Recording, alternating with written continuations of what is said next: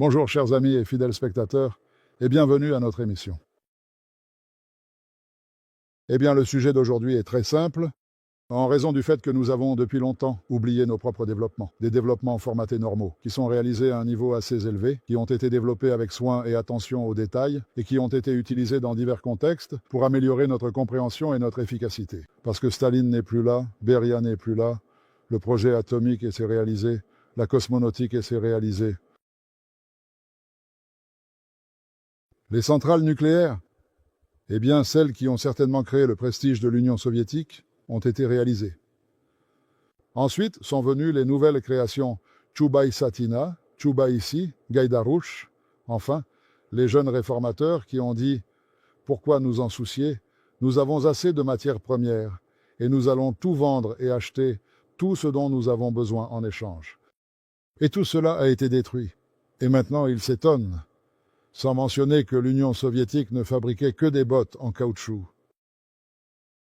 Bien que je vois qu'en termes de robotisation, l'Union soviétique était en deuxième position après le Japon, mais on n'en parle pas.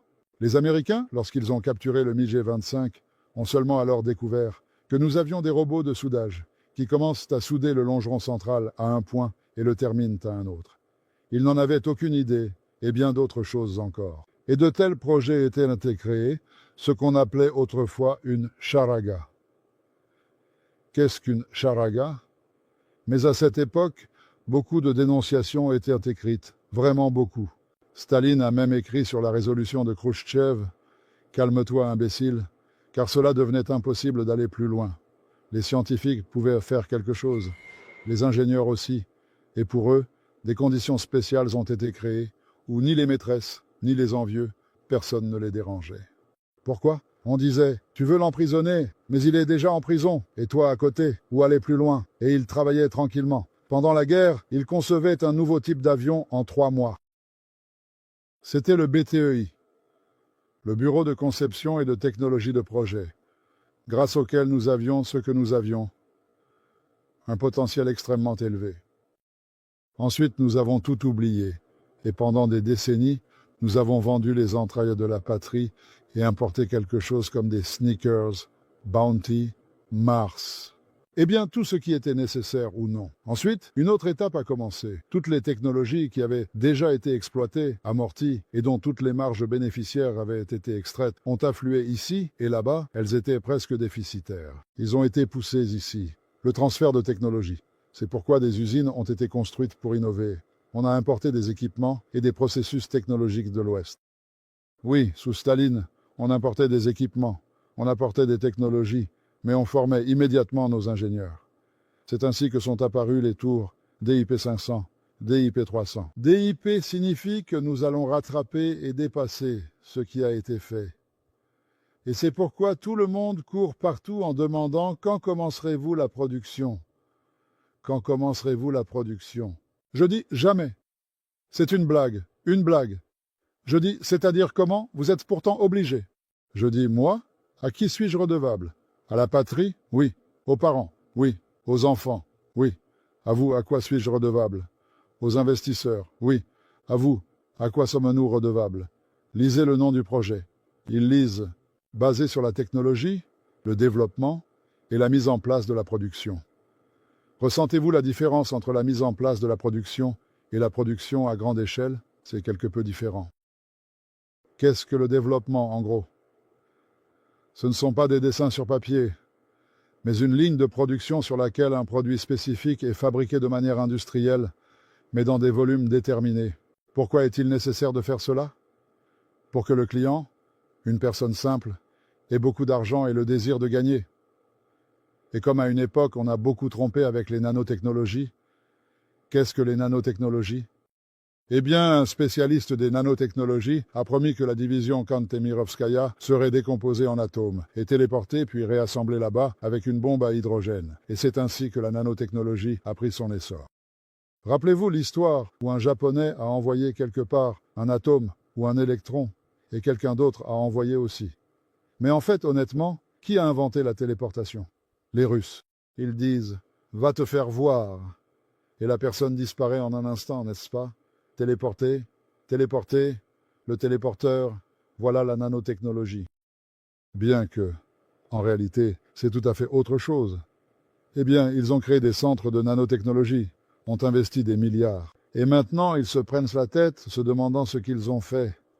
Notre tâche est différente. Nous créons des machines électriques, rotatives, asynchrones, basées sur des brevets dont Sovelmash est le propriétaire. Quel est ce moteur? C'est un tel morceau de métal. La machine électrique moderne la plus simple et la plus fiable est l'asynchrone, réalisée selon notre technologie par exemple. La puissance maximale de pointe de ce moteur est faible, ce qui signifie que, en général, il est très efficace. Seulement 60 kW. Ceux qui connaissent les machines électriques savent ce que représente 60 kW. Et notre tâche était de développer les concepts, les idées, et les concepts, les schémas. C'est une chose importante. Mais il fallait développer cette machine et démontrer concrètement ce qu'elle peut vraiment faire. Mais comment le démontrer? Beaucoup disent, montrent dans des vidéos, j'ai branché, allumé, et ensuite regarde, je ne peux même pas l'arrêter avec un bâton. Les unités de mesure, par exemple, un bâton dans le rotor, ça s'appelle, en termes de bâton, bien que nous ayons le système SI, les unités de mesure, il y a aussi l'exactitude et précision de mesure, toutes sortes d'étalonnage, de vérification et de concepts supplémentaires, etc. Mais croire en un bâton, c'est bien sûr impressionnant. En conséquence, un tel développement apparaît certainement. Un drone basé sur des moteurs avec des enroulements combinés, de manière significative. D'ailleurs, nous avions des prototypes. Il y avait des experts très compétents lors d'un webinaire qui expliquaient que le prototype du quadricoptère à l'exposition était équipé d'une batterie. Ici, nous avons volé avec un câble. Voici ce câble. Le voici, oui, sous le nom de batterie au lithium, composée de cellules, et c'est sur cette batterie qu'il volait. Donc, en fait, il ne faut pas vraiment mentir et inventer. En réalité, en toute honnêteté, en toute sincérité. À la place, il y a maintenant de telles batteries qui sont très avancées technologiquement. En termes d'ampères-heure, ces batteries surpassent en masse de 4 fois moins, ce qui est impressionnant pour leur taille compacte. Eh bien, nous avons fabriqué cette machine avec beaucoup de soin et de précision, en utilisant les meilleures techniques disponibles. Pour la fabriquer, il faut une série d'équipements technologiques tels que des imprimantes 3D, des machines CNC et des logiciels de conception assistés par ordinateur. Et pour que BTEI remplisse efficacement les fonctions de fabrication de prototypes et leurs tests rigoureux, un équipement spécial, comme des bancs d'essai et des simulateurs, est absolument nécessaire. Voilà, pour faire cela. Les premiers prototypes sont réalisés sur un équipement universel. Eh bien, nous nous sommes réunis, nous l'avons fait. Et ensuite, allons-y.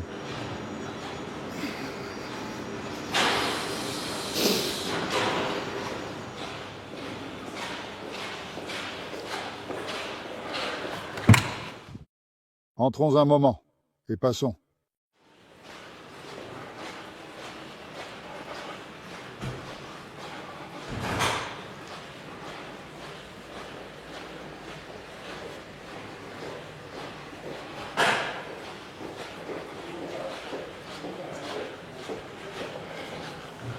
Pour savoir exactement ce que nous avons fait, il faut disposer de cet équipement à notre disposition. Cet équipement, ce sont essentiellement des bancs d'essai, qui sont essentiels pour la réussite de nos projets.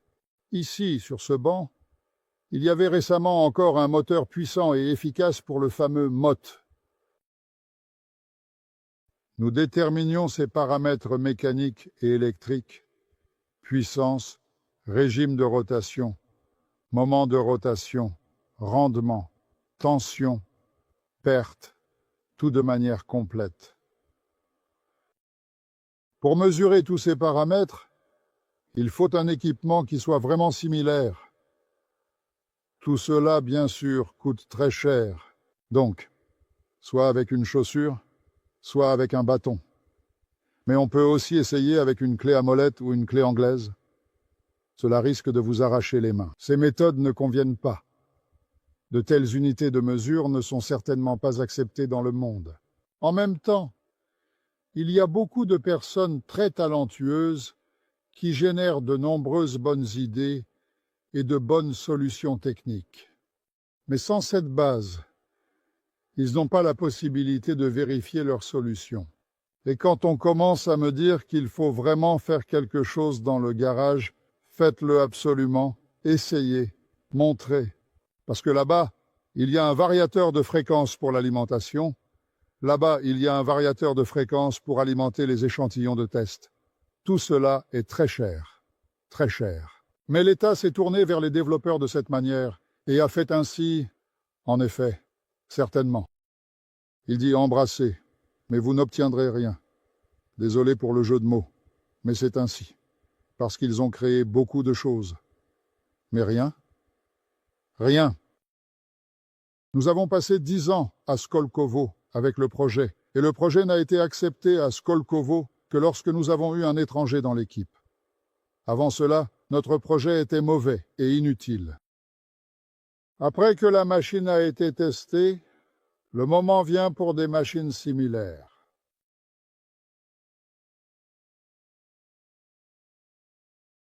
Qu'est-ce que c'est que cette petite machine ?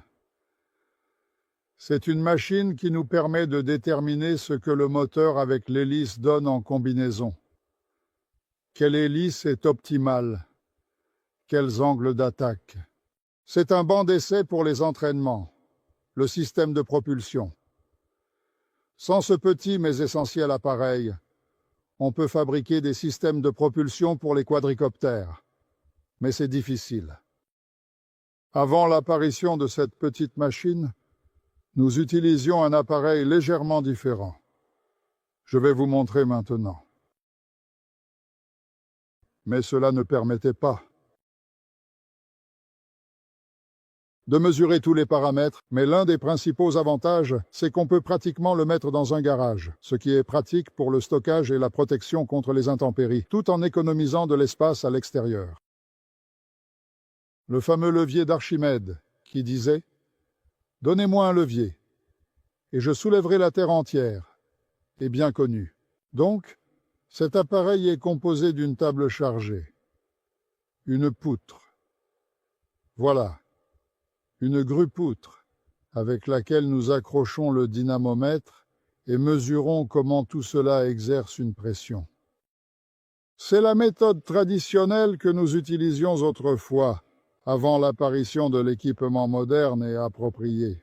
S'il n'existait pas, eh bien le résultat serait tel quel, c'est-à-dire inchangé et sans amélioration possible. Maintenant, allons découvrir l'équipement sophistiqué et innovant qui nous permet de réaliser des échantillons expérimentaux précis et fiables. Cet équipement est essentiel pour garantir la qualité et l'exactitude des résultats que nous obtenons lors de nos expériences scientifiques.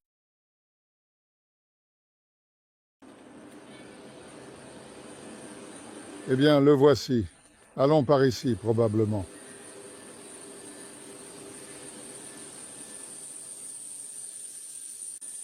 C'est une section de machines-outils de tournage-fraisage. Et voici, nous voyons ici, c'est le bâti du moteur, qui est la structure principale et essentielle de l'appareil, celui que vous avez vu précédemment lors de notre dernière visite. Ces bâtis sont fabriqués avec une attention particulière sur des machines universelles et avec précision. Sur ces machines, nous fabriquions avec une attention particulière les bâtis. Sur ces mêmes machines, nous fabriquions également à l'époque les moyeux pour les vis, avec une grande précision. Tout est absolument parfait, tout va vraiment bien. Un seul problème, le prix est vraiment comme une aile d'avion. Et ces machines-là, ce sont des fraiseuses CNC, utilisées pour usiner des pièces avec une grande précision. Ces machines sont cruciales. Et ici, il y a des tours majestueuses, une section impressionnante. Oui, voilà, la section aussi, on peut clairement voir. Oui, c'est le tournage en cours, qui est vraiment fascinant à observer. Ces machines permettent de réaliser des prototypes, mais leur coût de revient est exorbitant. Parce que pour une seule pièce, on passe énormément de temps à la concevoir, à la planifier et à la réaliser en s'assurant que chaque détail est parfait. Mais à un certain stade, il est absolument impossible de s'en passer. Pour que ces machines fonctionnent avec une bonne qualité, faites attention. Ici, le sol est divisé en sections, certainement. Les machines sont placées, regroupées selon ces sections, aux frontières, pour que les vibrations ne se transmettent pas et n'affectent pas. En dessous, un grand coussin de sable est installé pour éviter la transmission. Cela n'est pas fait par hasard, c'est fait de manière intentionnelle et méticuleusement pour garantir, afin d'assurer une précision et une qualité qui sont maximales, et par conséquent, le microclimat ici maintient une température stable pour permettre l'application de tolérances de 7-9 afin que les pièces s'ajustent. Parce que si vous fabriquez deux pièces dans des conditions de température différentes qui doivent s'emboîter, elles ne s'ajusteront pas l'une dans l'autre, il faudra les chauffer. En quoi l'équipement, qui est essentiellement nécessaire pour la production en série, qui permettrait d'obtenir un coût de revient minimal, est-il différent à la production en série? Voici pratiquement la même machine, mais un tour. Il est équipé d'un bar feeder. Qu'est-ce qu'un bar feeder? Ici, dans cet endroit particulier, nous procédons à charger la barre de chargement, nous lançons ce programme spécifique, ensuite nous nous apprêtons à effectuer l'entretien ou nous atteler à travailler sur d'autres types de machines et à la sortie de notre processus de fabrication, qu'avons-nous exactement? Nous avons des électrodes prêtes pour le contrôleur, un dispositif crucial qui va gérer les moteurs du bateau à moteur avec précision et efficacité, assurant ainsi un fonctionnement optimal. Le contrôleur, notre logiciel, puis vient le traitement final, et ensuite nous obtenons des produits finis de manière extrêmement efficace et efficiente à un coût de revient minimal.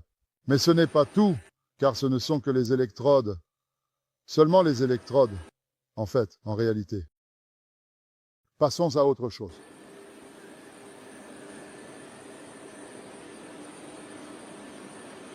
Nous passons, et encore nous passons, et encore nous passons, et encore nous passons entre les machines. Dans les armoires, il y a des outils. Dans les armoires, il y a des pièces. Vous voyez, c'est ici, dans cet endroit précis et crucial, que se fait la base du contrôleur, le radiateur, qui est essentiel pour le bon fonctionnement. Parce que nous allons fabriquer le lot expérimental de cette manière, afin de tester et d'évaluer les performances de notre nouvelle approche. Ensuite, regardez, voici le cadre pour le Motiloc. En quoi diffère-t-il de l'autre cadre?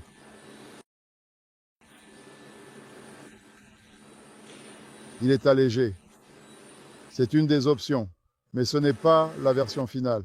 Nous fabriquons cette ébauche de cadre à l'aide d'une machine sophistiquée appelée coupe-tube, qui réalise l'ensemble du processus de manière efficace et précise, automatiquement, avec une intervention humaine minimale et une efficacité remarquable, efficacement. Cette machine MA 3600 est une presse à injection thermoplastique moderne et avancée, qui permet d'installer un moule de manière efficace et précise.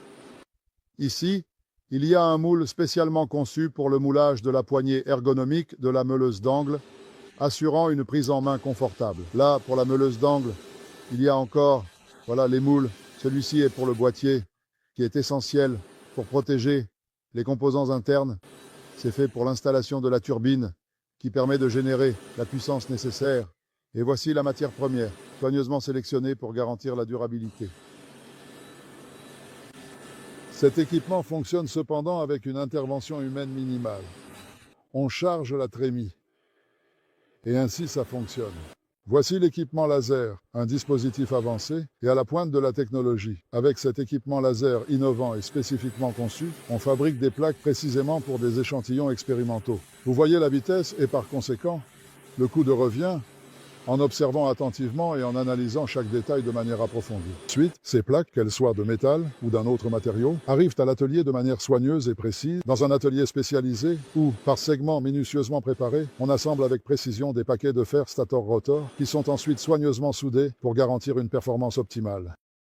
Tout cela est en réalité très laborieux et ne convient que pour des travaux expérimentaux, pour ensuite vérifier en laboratoire, et alors, en comprenant clairement que nous avons obtenu le résultat souhaité, on peut engager des dépenses pour l'achat de l'équipement. Parce que l'équipement coûte très cher et les accessoires ne sont pas moins coûteux, Vraiment? Eh bien, voici le coupe-tube. Ceci est qui fabriquera tout ce métal, qui est un outil essentiel pour le processus de fabrication pour Motiloc. Nous attendons encore la cintreuse, un outil essentiel pour plier les métaux, afin de fabriquer les pattes, qui sont des supports métalliques nécessaires pour la structure. Ensuite, tout cela, une fois assemblé et vérifié, ira dans cette section. C'est la section de soudage, où encore une fois, une personne, un employé, installera toutes les pièces, et le robot effectuera le soudage et l'assemblage. Encore une fois, et avec une participation minimale des personnes, des employés, tout est orienté vers l'augmentation de la productivité du travail et la réduction des coûts de production. Voici ces tambours. C'est en fait de l'acier électrotechnique déjà découpé, pour ne pas le faire au laser, mais de manière appropriée et en fait hautement productive. Nous allons maintenant avancer. Ici, nous installons l'équipement correspondant. Le rouleau d'acier électrotechnique de grande qualité est installé sur cette machine et extrêmement important pour le bon fonctionnement de l'équipement. Ensuite, il est soigneusement et méticuleusement tourné à travers le dispositif d'alimentation et ensuite introduit dans le moule. Juste ici.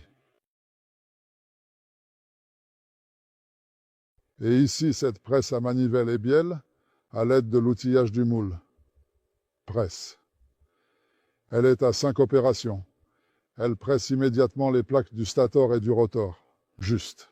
Et à travers ces ouvertures, ici sort le rotor et ici sort le stator fini, toutes les 6 secondes, et ainsi de manière à ce que le processus soit bien compris. Participation humaine. Il charge, puis il continue, car cela fonctionne bien. Sa tâche principale est ensuite de remplacer, ou plutôt de mettre en place une nouvelle bobine à la place de celle qui a déjà été utilisée. Voilà, ensuite. Attention. Ensuite, les rotors sont soigneusement alimentés en énergie électrique et installés avec précision dans l'outillage spécialisé de cette machine complexe. Cette machine s'appelle une machine de moulage sous haute pression d'aluminium. Ici, dans l'outillage, l'aluminium est coulé. On obtient ainsi un rotor à cage d'écureuil prêt. Et il part en traitement, en usinage. Ensuite, à nouveau sur une CNC, où un manipulateur prendra les pièces du bunker pour les mettre en traitement et les retirer également. Il n'y aura pas de personne là-bas. De la même manière, les radiateurs pour meuleuse d'angle seront traités. Un conteneur est placé, la pièce brute est prise du conteneur, mise en place, le perçage est effectué, le filetage est coupé, retiré et le manipulateur traite. Ensuite, dans un souci d'économie. Auparavant, des échantillons expérimentaux étaient, par exemple, coulés sur cette machine. Ici, la ventilation est effectuée et l'air de tous ces processus est dirigé vers des filtres qui le purifient et le renvoient dans la pièce, en particulier. Cela nous permettra de réduire les coûts de chauffage, car tout ce qui sera émis ici sera restitué à l'atelier. Voilà une telle chose. Voici vraiment une machine unique et de très bonne qualité pour nous. C'est une machine pour réaliser une rainure de clavette. Pour que le paquet du rotor du stator tienne sur le bâti, il est essentiellement nécessaire de réaliser une rainure et d'y insérer une clavette, ce qui est important. Sur la clavette, c'est à la fois dans le bâti et dans le paquet lui-même comme un élément essentiel, important et crucial. Mais si dans le bâti on peut le faire avec une fraiseuse, dans la machine on peut l'intégrer lors du moulage, c'est mieux lors de l'usinage, ou bien alors à l'intérieur c'est plus compliqué à réaliser. Ici, s'il vous plaît, on assemble le paquet, on le place, et avec une seule passe, en un cycle, 10 à 2 dizaines de paquets sont traités. Ici, une personne va travailler, s'efforcer. Par conséquent, il s'avère que nous formons avec vous un atelier assez sale. Ici, une participation minimale des personnes sera requise. Mais il y a un point. Allons-y. Après avoir fait tout cela, c'est bien sûr bien, et particulièrement intéressant. Mais il faut comprendre en profondeur ce que nous avons fait et les implications importantes de manière détaillée. Et donc ici. Jetons un coup d'œil maintenant. Ici, c'est fermé pour le moment. C'est la section de contrôle qualité qui vérifiera ce que nous avons obtenu en sortie, dans quelques instants. Et pour que le contrôle soit plus complet. Nous achetons et commandons également actuellement en ce moment en Chine une chambre à poussière, en train de, qui nous permettra aussi d'avoir une chambre climatique allant d'environ moins 70 degrés Celsius à plus 150 degrés Celsius, avec une humidité allant jusqu'à environ 98%. Nous allons impitoyablement et de manière exhaustive tester tous nos produits. Pourquoi est-ce nécessaire? C'est nécessaire afin de garantir la qualité et sans compromis. C'est absolument nécessaire pour que nous soyons vraiment sûrs que notre produit résistera de manière très rigoureuse aux tests les plus rigoureux et exigeants possibles. Nous ne vérifions pas seulement le produit, mais aussi exactement ce que nous produirons et ce que nous livrerons aux consommateurs. En haut, nous avons une ligne de montage SMD où des contrôles appropriés seront également effectués et un autre laboratoire, c'est le contrôle d'entrée. La méthode par étincelage selon le spectre permet de déterminer précisément la composition des matériaux qui nous sont fournis. Parce que ceux qui sont liés à la production savent très bien qu'en fait, on peut recevoir un matériau, lancer les processus technologiques et souvent, à la sortie, on a des défauts. Le temps de comprendre, tu as découvert que c'était le matériau, mais tout est déjà perdu.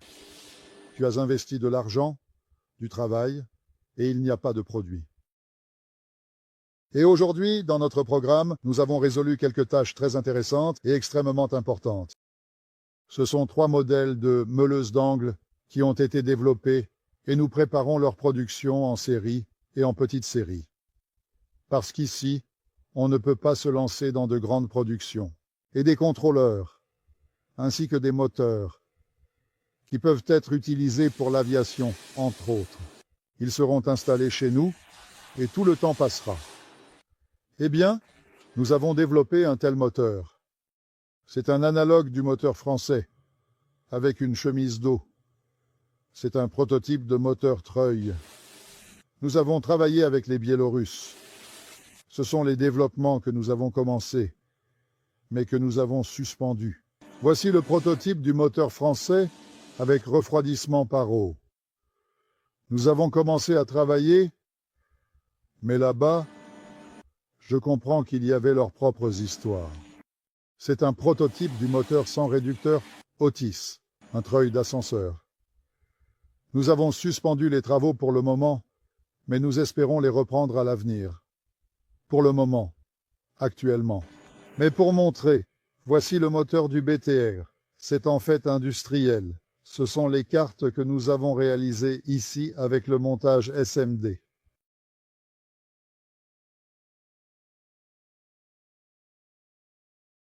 Voici le stator de la meuleuse d'angle, mais sur sa base, on peut fabriquer des moteurs pour diverses applications. Il a un 2P4. Si à 50 Hz cela fait 1500 tours, alors dans notre meuleuse d'angle, il fait 18 000 tours, 600 Hz. Il tourne, on lui applique 600 Hz, c'est le rotor pour lui. Et pour la production de ces arbres ici, nous attendons l'arrivée d'une machine de forgeage. La machine de forgeage, un équipement industriel avancé, fabrique un arbre à partir d'une barre métallique brute. Ce processus implique plusieurs étapes, notamment la réalisation précise des emplacements pour les roulements et la coupe du filetage. Cette méthode réduit le temps et les coûts de production, diminuant ainsi le coût de revient. Voici les moules pour les thermoplastiques. Ainsi, l'objectif est que le coût de revient de tous les composants ne soit pas supérieur à celui de la Chine, et idéalement encore plus bas. C'est ce que nous visons. Et donc, en fait, le produit du projet n'est pas seulement, en réalité, la production en petite série, mais c'est aussi, en quelque sorte, la ligne de production elle-même. Pourquoi? Parce que si le client veut établir une production en grande série, qu'il voit le marché, il vient, appuie sur un bouton et obtient le produit. Cela lui convient, il en veut ainsi. Eh bien, nous nous asseyons, nous nous mettons d'accord. S'il ne se manifeste pas, nous le ferons nous-mêmes, puis nous vérifierons, ou bien nous en tirerons profit. Parce que toute innovation, pourquoi fait-on la Silicon Valley? On y lance des projets, sur 100, un seul fonctionne, et il rentabilise tout.